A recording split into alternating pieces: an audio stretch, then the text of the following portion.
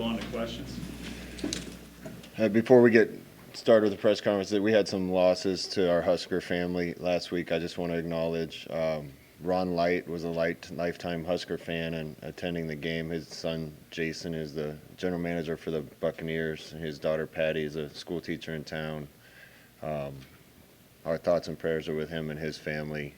Christian Gaylord, one of the best teammates on our team, lost his father this past week. Our players did a good job supporting him, and then Jordan Pop lost his grandfather and his niece last week. So just want to acknowledge that and let everyone know that the team's doing everything we can. Our thoughts and prayers with all those people. So, questions? Are turnovers contagious? In other words, does one make another and another more likely, or are they just all their own isolated incidents? No, I don't think turnovers are contagious. Our guys need to be very aware of taking care of the ball. The turnovers last week, a lot of credit goes to them. I think that's a really good team, and they created a couple, and we had one that was a bad break. But we didn't put any on the ground, and I just want our guys being really conscientious about taking care of the football. Scott, have you been around a series that's been as tightly contested as Nebraska Northwestern over the years?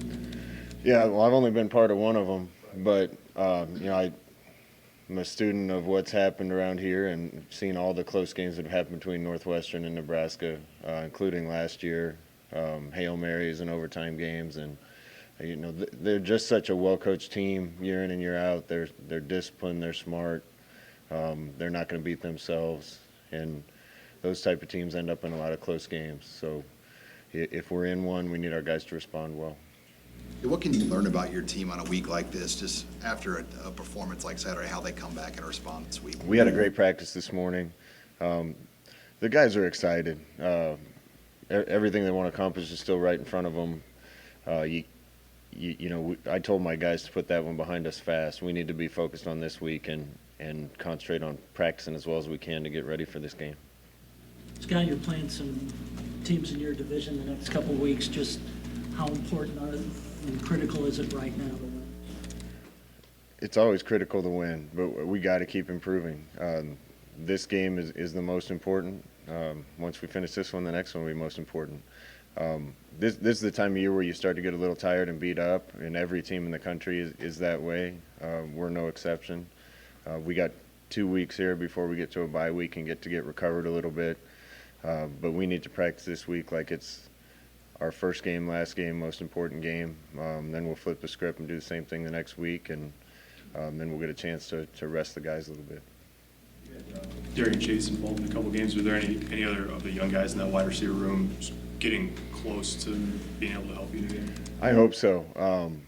Darian needs to keep getting his chances. I think the more chances he gets, the more plays he'll make outside. I think we might give Jerron Woodyard a little more of a look this week.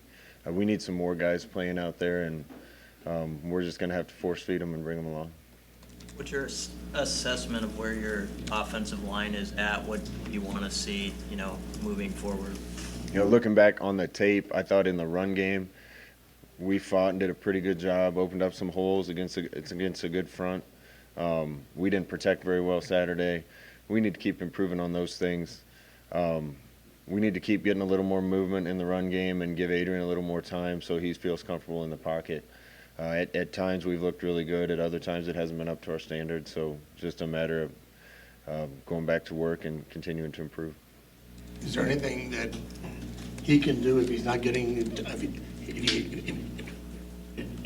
time to throw? Any adjustment he can make?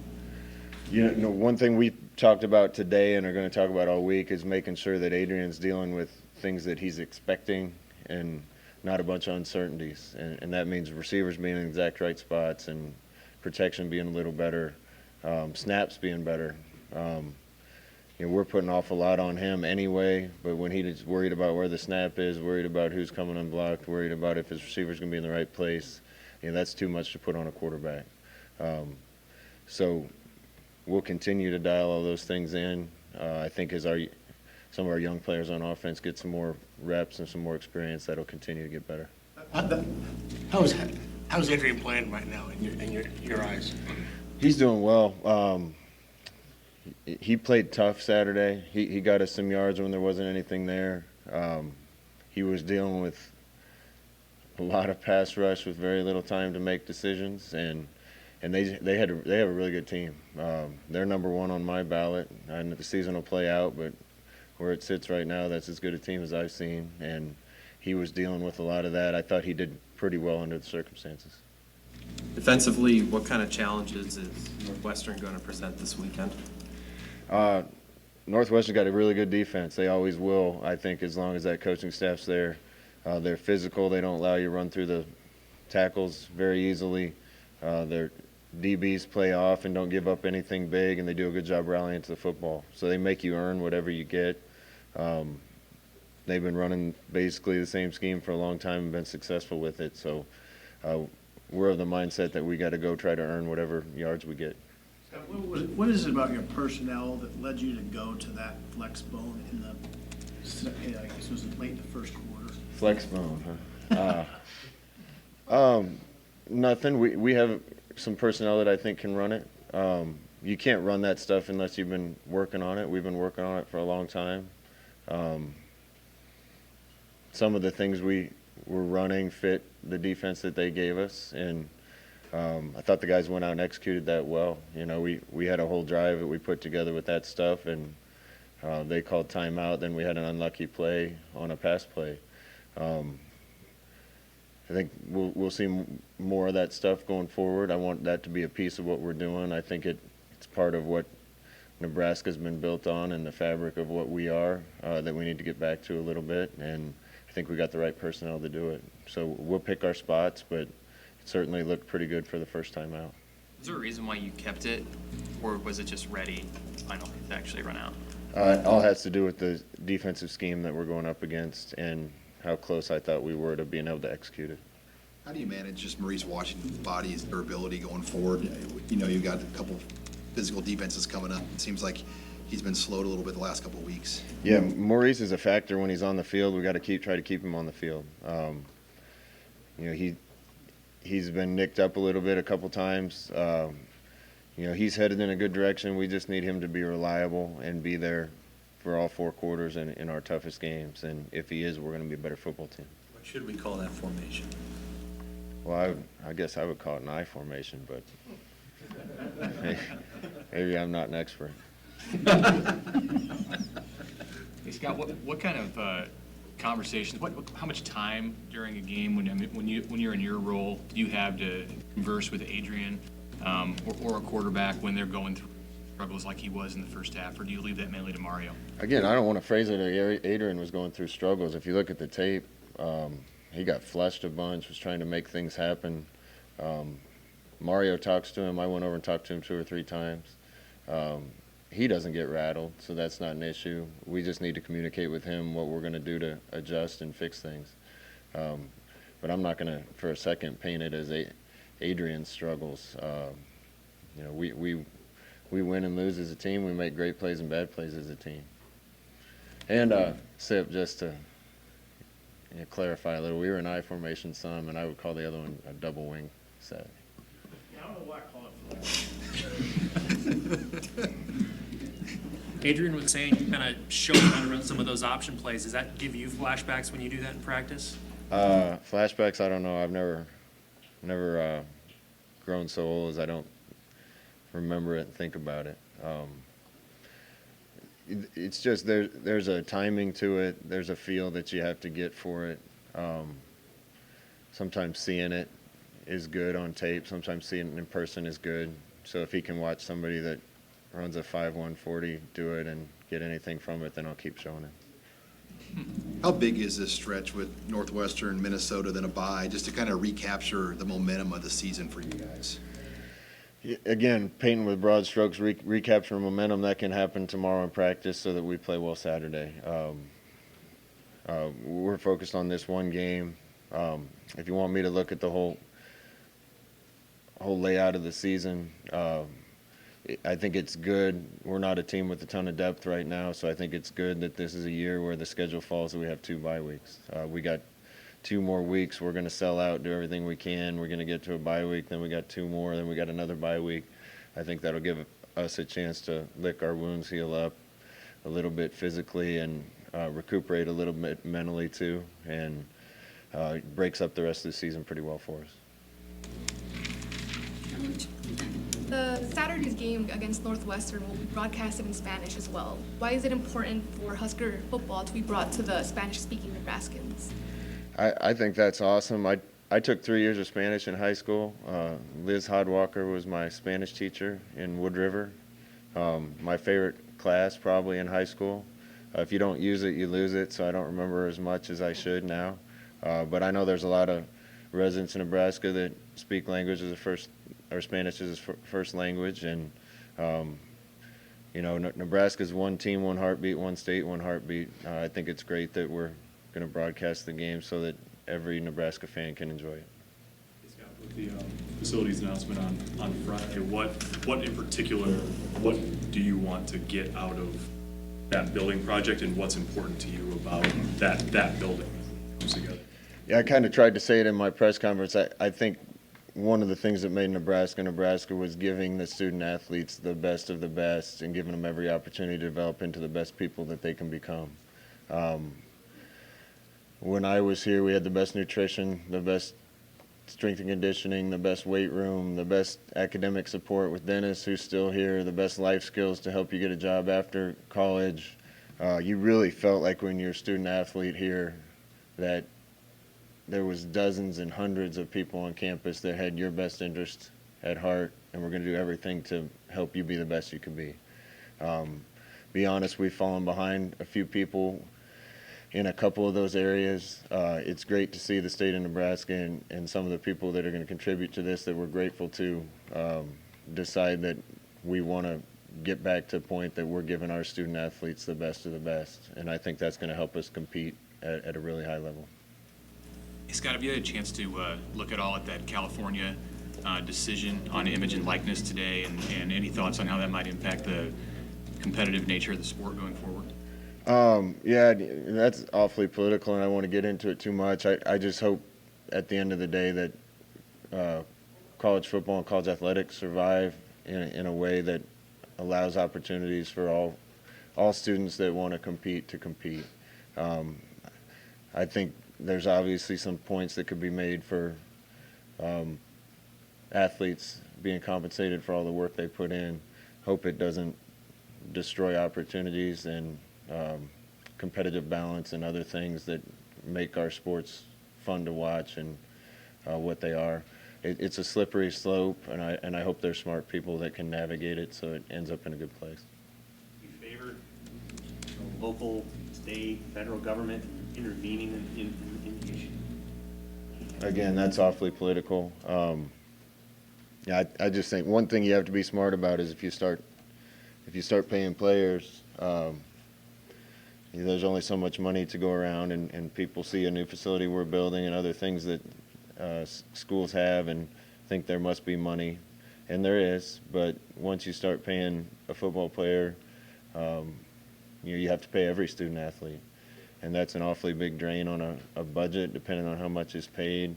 I'm not sure there's a lot of places that can afford that kind of commitment, and I think it really puts the fabric of where college athletics are right now in a precarious position. So, like I said, I'm not smart enough to figure all those things out, but I hope there's some smart people to help navigate through this. Back to the facilities, what were you able to tell the recruits about it on Saturday, and what kind of reaction did you guys get just being able to show that to the recruits the first time? Well, it's still kind of in infancy stage right now. There's no designs or anything done. I think that's going to be done down the road. One of the things I'm excited about is getting all of our student athletes a little bit closer to campus, closer to their professors, closer to all the talented people on our campus. Having a academic center that's going to be steps away from the business building, steps away from the rest of their classes on campus, I think is going to be a big advantage for us and just improve the day-to-day life of all of our student athletes. They're not going to have to walk all the way around to the bottom of East Stadium anymore and then walk all the way back across campus to Love Library. It's going to make their lives a lot easier. It's going to allow them to spend more time with us and with Dennis and academics. So I think there's a lot of things that are going to benefit a lot of our student athletes. We're not done with the design yet. I think that'll happen going forward, but there's some really good ideas, and I think the general theory of what they're going to try to accomplish with this is going to help us a lot. It sounded like Zach Duvall and Dave Ellis and a lot of people are going to have opinions. And how big a deal is that to get feedback from all those different, angles as you build this thing? Yeah, obviously the designers and architects are going to have the most say in it, but Dave Ellis is an example. He's gone all across the country helping other people set up their nutrition centers and their kitchens to fuel athletes. So we have some of the foremost experts in those areas right here on campus. We'll lean hard on them. I'm excited about it. And obviously we're focusing on football right now, but there's going to be some fun things going forward. You've been a quarterback, so you've obviously gotten a lot of praise and criticism when you were here at Nebraska. Adrian's going through that now. Are you surprised at maybe some of the things that you've heard either from us or from fans about Adrian's play, and how important do you think it is just as a fellow quarterback to be able to defend him when you know he needs to be defended? I can't believe he needs to be defended. If you know football and watch that game, there's a lot of things that needed to be fixed. It's just the nature of the game that the head coach and quarterback can get all the praise and get all the blame, and I think he knows that. But he fought and made some really good plays for us Saturday. He's going to make some incredible plays for us going forward, and that's just the ups and the downs of the game. Adrian's going to be just fine. He seems to take it pretty hard. Do you have to coach him to say some of the things that you might think were your fault were? No, I think he's smart enough to know that. I think if you're a competitor, the first place you look when things don't go well is at yourself. We do it as coaches too. What one play could we have called different? One thing could we have done different? If you're a competitor, you don't point fingers, you point thumb and at yourself, and that's the first place you look to try to improve. And I'm sure he's doing the same thing, but he's played well all year. He'll continue to play better. He's a great kid and a great player. Scott, this isn't asked just because of the Ohio State game, but as you look back from December of 2017 when you took the job here to where you're at right now, is this a harder job than you thought it would be? Harder job? No. I knew a lot of the challenges coming in here. I've been watching Nebraska for a long time, and it was a long way away from where it needed to be and where it should have been. Those changes can't happen overnight.